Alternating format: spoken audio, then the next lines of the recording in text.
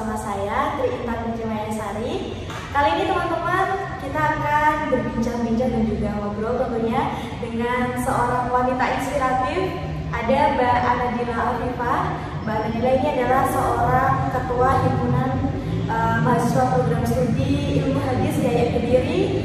Beliau ini juga seorang penulis buku dan juga seorang duta emansipasi Jawa Timur. Dan Mbak Anadila saat ini sudah berada di samping saya. Halo Mbak Anadila.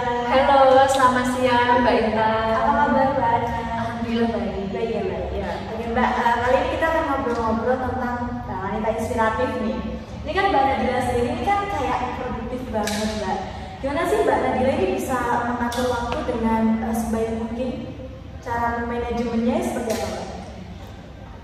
Menurutku tentang mahasiswa inspiratif itu sebenarnya belum termasuk kategori inspiratif ya.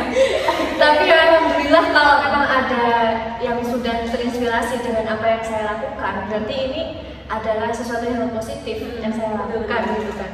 Bahkan sampai teman-teman itu mengakui, oh ini tuh sesuatu hal yang harus kita tiru nih. Iya. Apalagi bisa mendapatkan suatu prestasi gitu kan. Nah kalau masalah dari produktif itu sendiri, memang sebenarnya aku tuh nggak suka nganggur. Nggak suka. Aku tuh suka acara. Gitu. Jadi emang pertama dulu ceritanya sering aja sih ngikutin kegiatan-kegiatan kayak event-event kepenulisan atau event tentang keorganisasian. Pokoknya itu sesuatu yang mengasah skillku tapi di luar akademika gitu. Nah untuk manajemen waktu itu sendiri sebenarnya ya susah-susah gampang gitu. Karena kegiatannya kita itu banyak dan nggak semua orang itu bisa melakukannya gitu.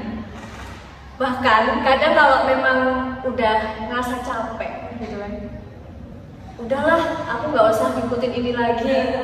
Padahal tapi di hati tuh masih ada keinginan aku harus jadi wanita yang berhasil gitu.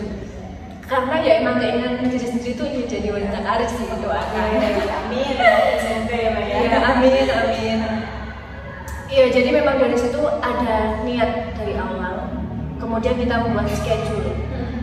Dari mulai jam 5 pagi nih misalnya, kita mau ngelakuin apa? Sesudah sholat kita mau ngelakuin apa? Nah, andai pun kalau kita kuliah ini kan sebenarnya kita nggak terlalu sibuk. Kuliah paling cuma 2 jam. Iya benar-benar. Nah, berapa jam yang kamu luangkan itu setelah kuliah kan bisa kita lakukan hal-hal gitu kan. Nah, itu tergantung kreativitasan kita. Kita mau melakukan apa?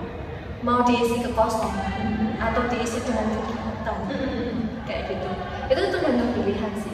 Nah, makanya kalau setiap orang nanya tentang manajemen waktu, ya aku jawabnya terserah dia. Apa yang menjadi targetnya dia hari ini, ya itu yang dia lakukan sekarang. Kalau dia nggak punya target apapun, ya nggak akan ada manajemen waktunya kayak gitu.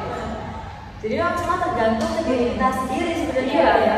Mau waktu kosong ini mau kita isi dengan berbahan aja, atau mau kita Benar. isi dengan apa kegiatan yang bermanfaat gitu ya. Tapi kalau Mbak Anadila sendiri ini motivasi apa Mbak yang membuat Mbak Anadila ini berjuang sampai ada di titik sekarang Mbak? Ya. Kalau aku sih memang orangnya gampang termotivasi. Apalagi dulu sebelum aku di pesantren dulu ya, kan memang sebenarnya aku mengembangkan semuanya ini berawal dari pesantren. Pencapaianku yang sekarang ini memang basicnya dulu aku banget dari pesantren. Memang sempat dipesanin sama orang tuaku, kamu itu sebisanya kalau jadi anak perempuan harus berguna. Sebenarnya sepele sih, harus berguna gitu kan. Cuman aku pikir ini bergunanya dalam ranah apa gitu kan. Terus kemudian juga berpikir tambah tahun aku pikir terus. Nah ternyata aku ketemu dengan passionku. Aku suka dengan hal yang seperti ini. Misalkan aku suka dengan menulis, aku suka dengan dunia modeling dan sebagainya gitu kan. Dan juga keorganisasian. Nah kalau aku udah suka, otomatis aku harus mengembangkan sesuatu itu yang aku suka. Gak mungkin dong aku cuma suka-suka doang. Gak akan ada hasilnya gitu.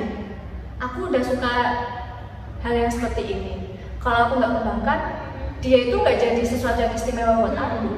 Jadi percuma, kayak cinta tak terbalas gitu. Benar sih, Iya, maka dari itu memang motivasi sebenarnya itu dari orang tua. Iya, orang tua memang sudah menanamkan pendidikan yang baik untuk saya dari kecil, dan saya akan mengembangkan di masa depan saya sekarang. Oke, gitu ya. Tapi Mbak Anagila ini kan juga seorang penulis buku juga, Mbak. Buku apa sih Mbak yang sudah terbit? Kepo dong, boleh. Oke. Gitu ya. Kalau novel yang udah terbit itu cuma satu. Judulnya Nikmat Paling Dusta ya. Kalau mau mencari. Iya. Judulnya udah kerasa gitu ya. Itu gimana Mbak? Maksudnya sinopsis singkatnya lah. Iya, jadi memang itu ceritanya latar belakangi dari pesantren. Oke. Karena memang dulu kan di pesantren itu nggak ada HP. Iya. Akhirnya ya kami yang suka dengan literasi itu menulis sebuah cerita dalam buku gitu kan. Ya kayak di diary sih. Kayak kita ibaratnya kayak di diary. Nah, lambat laun kok ternyata teman-teman itu sangat menikmati dengan apa yang kita tulis. Akhirnya ya muncul ide bahwa ayolah kita buat novel atau cerpen lah, cerita pendek dulu novel gitu. Nah akhirnya berangkat dari situ aku kepikiran juga besok kalau udah nggak di pondok pesantren lagi, aku ingin lah menerbitkan sebuah buku, gitu, novel yang resmi kan, gitu. Nah jadi yang pertama ini adalah novel Nikmat Paling Dusta. Nikmat Paling Dusta ini adalah ceritanya orang yang mengalami istidraj. Jadi istidraj ini adalah orang yang diuji dengan bergelimang harta, kesenangan. Dia tidak pernah merasakan kesengsaraan di dunia ini. Padahal dia itu hidupnya penuh dengan sesuatu kemungkaran. Seakan-akan gini. Di satu sisi ada tokoh juga, dia itu adalah orang yang paling taat dengan agama Allah. Tapi mengapa takdirnya itu tidak berbanding baik dengan orang yang melakukan sisi keburukan, gitu loh. Kenapa orang yang melakukan keburukan ini malah mendapatkan sesuatu hal yang sangat membahagiakan dia, misalkan dengan keberhasilan potensinya atau orang tuanya yang kaya misalkan. Ya itu menurutku adalah sesuatu hal yang harus dikupas gitu mengenai kehidupan. Bagaimana kita menyikapi hal yang seperti ini? Bahwa ternyata Tuhan kita ini sedang menguji kita bagaimana sebenarnya kita ini menikmati kenikmatan yang telah diberi oleh Allah kayak gitu. Itu mungkin sekedar sinopsis singkatnya gitu. Tapi memang sih Mbak relate juga ya dengan kehidupan. Maksudnya tuh ada banyak orang yang memang banyak sekali diberikan kenikmatan. Bagaimana dia bisa bisa sesuai atau tidak dengan nikmat yang diberikan Allah itu ya Mbak ya. Nikmat paling dusta. Luar biasa sih. Terima kasih. Boleh nanti ya. Boleh banget. Iya. Oke, berarti Mbak Anagila ini suka dengan dunia literasi semenjak di pesantren ya kan? Oke. Dan sekarang masih belajar Mbak? Masih. Alhamdulillah kalau sekarang ini aku udah berkecimpung di antologi puisi. Dulu itu kan kontributor, tapi bentuk bukunya itu dari beberapa karyanya orang-orang. Nah kalau sekarang alhamdulillah udah sampai ke puisiku semua. Jadi halaman-halaman itu udah puisiku sendiri. Alhamdulillahnya kayak gitu. Perlu perjuangan sih ngumpulin puisi-puisi dari dulu. Sudah ada berapa banyak puisi Mbak Ana? Aku nggak tahu ngitung ya. Cuman kalau sampai jadi hitung ya? nggak usah dihitung.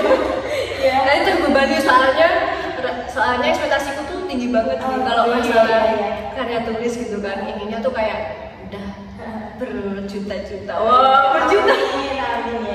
Kalau segitu nanti tahu-tahu udah segunung gitu ya. Iya. Ya, moga-moga aja kayak gitu. Amin. Oke.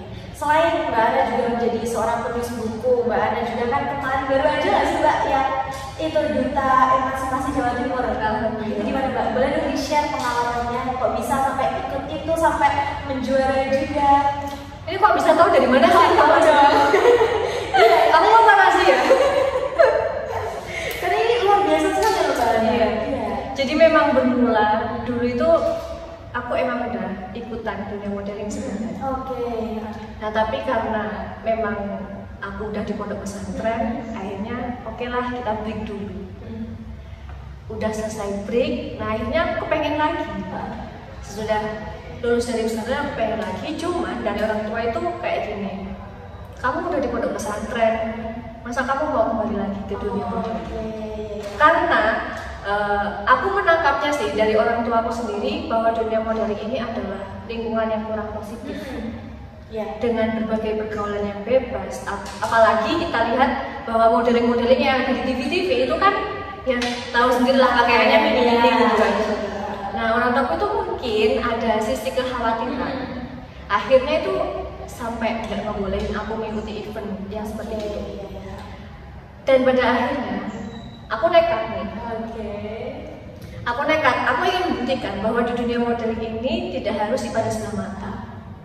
Banyak loh dari orang yang belajar dunia modeling ini ternyata itu menghasilkan sesuatu yang positif dalam hidupnya, gitu kan.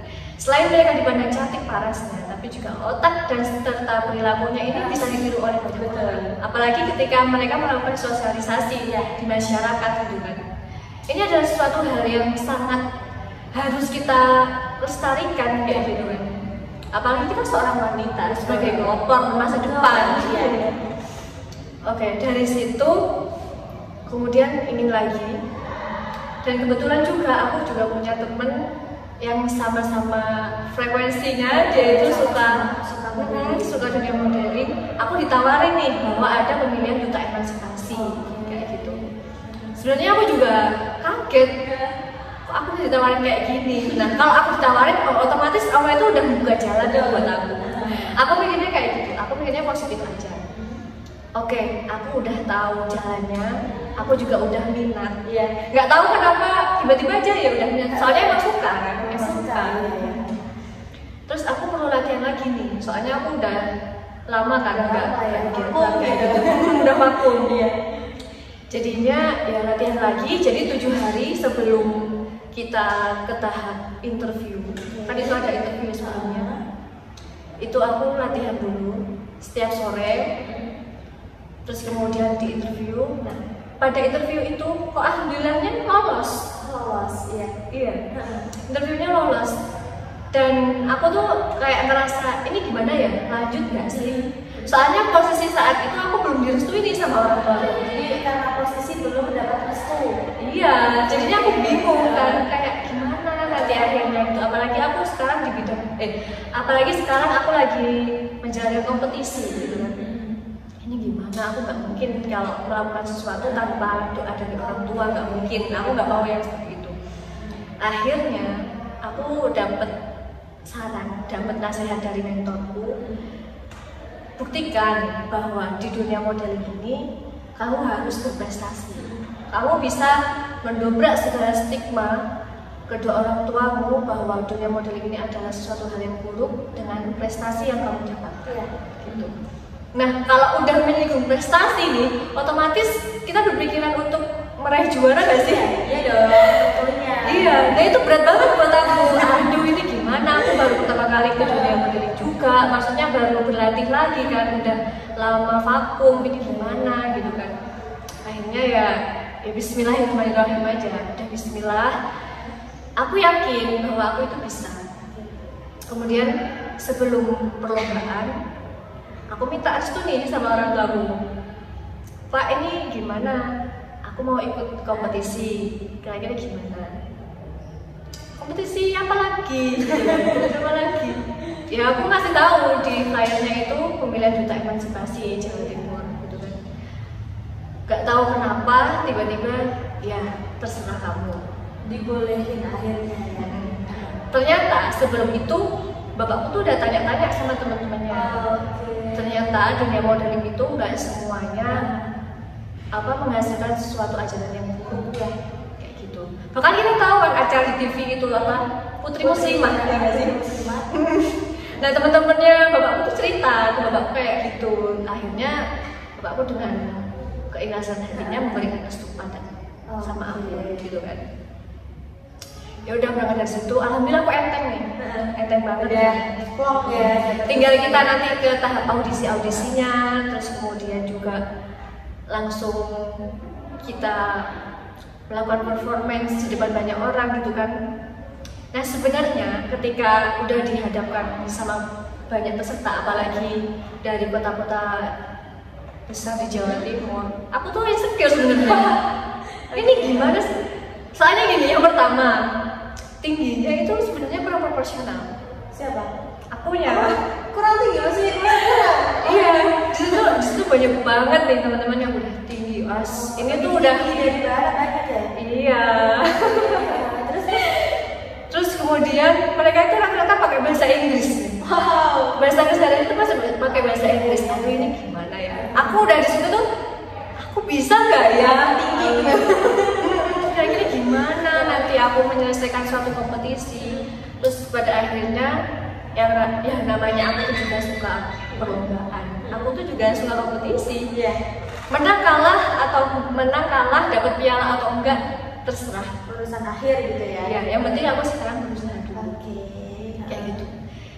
It's okay.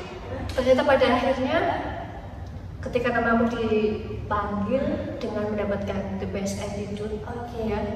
Duta Emansipasi Jawa Timur the best attitude. Kayak nggak nyangka banget. Mereka nilainya dari mana gitu. Mereka itu nilainya dari mana gitu kan. Cuman ya alhamdulillah lah, berarti ini adalah sesuatu yang terbaik untukku, makanya sama Allah itu dikasih jalan yang lancar, jalan yang mudah, dimana aku bisa mendapatkan prestasi. Dan aku juga bisa membuktikan pada orang tuaku bahwa apa yang aku lakukan ini adalah sesuatu yang benar. Aku tuh nggak karena memang aku ingin terus kemudian aku melakukan dengan semena-mena, enggak. Ya karena emang itu nanti akan ada hasilnya gitu di akhirnya gitu. Jadi memang kalau kita mau melakukan sesuatu itu harus ada perencanaan, evaluasi dan juga hasil. Perencanaan, evaluasi dan hasil. Kalau evaluasi doang tapi nggak ada hasilnya, ya kita akan kosong juga hidupnya, nggak ada apa-apanya gitu. Berarti kemarin Mbak Ana ikut kompetisi itu dengan memakai hijab tentunya. Iya.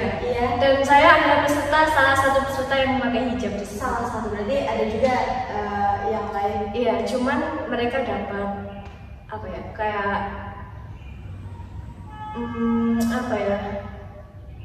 dia tuh nggak bisa tampil gitu loh. Ada gangguan dia. Akhirnya dia nggak bisa tampil. Dan pada akhirnya saya sendiri yang berhijab di situ. Satu-satunya. Iya, jadi satu-satunya berhijab. Iya. Apa mungkin itu alasan the best itu? Ya enggak lah ya. Kalau the best itu semua pasti punya. Pastinya ada yang juri menilai ada dari satu hal yang memang Mbak Ana pantas untuk mendapatkan predikat the best attitude. Alhamdulillah. Iya. Terakhir Mbak Ana, mungkin dari seorang Mbak Ana ini yang produktif sekali, yang inspirasi juga. Ini apa pesan Mbak Ana untuk teman-teman? Khususnya kan karena banyak sekali Mbak Ana teman-teman yang sering merasa insecure, sering mageran, malas kayak gitu. Jadi mau mengeluarkan potensinya itu masih ada rasa ketakutan gitu ya. Mungkin dari Mbak Ana nanti biar teman-teman bisa. Gitu. Jadi yang pertama memang seharusnya kita itu tidak pernah mempunyai rasa malas. Itu yang harus kita lakukan.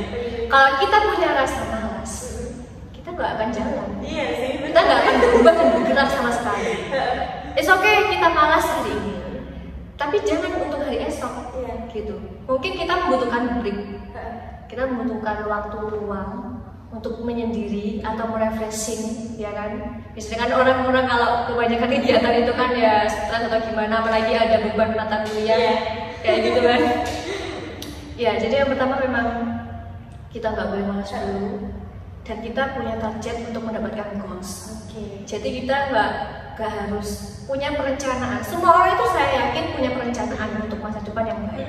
Tapi nggak semua orang itu melakukan rencananya dengan maksimal secara baik, gitu kan? Nah, dari sini tuh kita udah bisa menyimpulkan, nggak semua orang itu bisa melakukan sesuatu hal dengan caranya dia. Kalau dia itu pilihannya ya mungkin sesuatu yang instan atau ingin cepat selesai. Tapi kan kita nggak tahu prosesnya itu gimana, lajunya kita itu gimana. Yang penting yang perlu kita tahu, yang perlu kita cermati bahwasanya semua orang itu bisa menjadi orang yang sukses.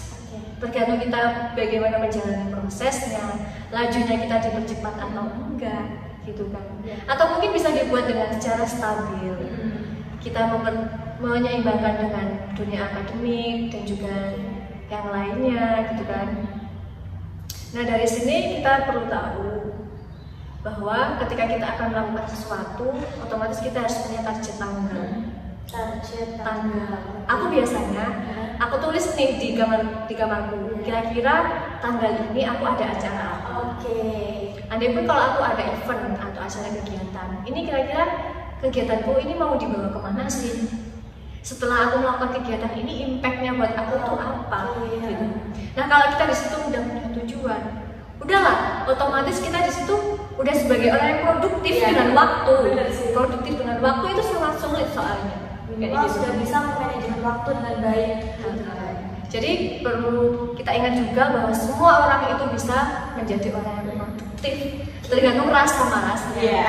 Bisa diminimalisir atau enggak. Nah, itu kunci utamanya, berarti rasa malas itu sudah menjadi momok yang besar dan harus diberantas. Iya.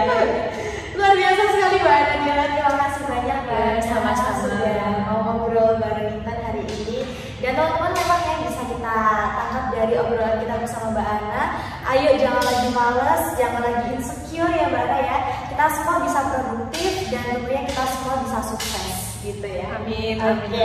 Terima kasih Mbak Ana ya sekali lagi, dan teman-teman juga terima kasih banyak. Sekian dari Intan dan juga Mbak Nadila. Kami mohon pamit. Wassalamualaikum warahmatullahi wabarakatuh.